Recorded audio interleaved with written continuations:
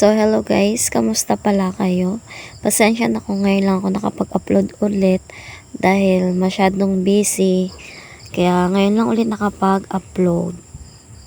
So, yun guys. Ang bilis, no? Kung nakikita nyo, yung una, nagle-layout lang yan si Arnel. Ngayon, second day yan ng trabaho nila ni JR. Bali, nag-traces sila niyan. Kaya ngayon, naguhukay sila para sa gagawin nilang tindahan. Bali, ate ni Arnel yung nagpapagawa dyan. Kung nakikita nyo, ayan. Gukay na sila. Nagle-layout ulit sila ng panibago para sa tindahan ng kanyang ate. So, yan. Sabi ko, humarap sila. Ayaw nila kayo, masyado silang busy. Ayan si JR. Tapos, si Arnel ang naghuhukay. Siya muna yung naghuhukay. Bali, hindi naman sila nahihirapan dyan dahil malambot lang ang lupa na pinaghuhukayan nila. Dyan kasi, banda dyan, dadagdagan kasi yung gagawing lababo. Ay, tama.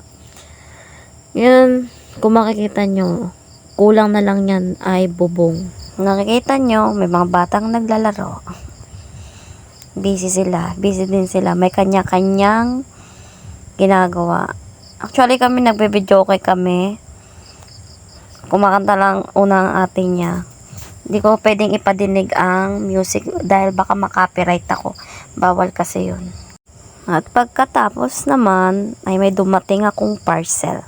Tingnan nyo guys, ang ganda niyan para sa 2026. 6 na order ko yan. 4 dyan sa atin ni Arnel. Tapos, sa amin 2. Kung nakikita nyo, puti. Puti ang pinili namin. Yan. Diba? 2026. Hindi ko na iharap ng maayos. Pero, ano yan? Hello 2026. Yan. Happy New Year.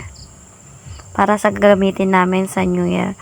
O nga pala guys, advance Merry Christmas and Happy New Year.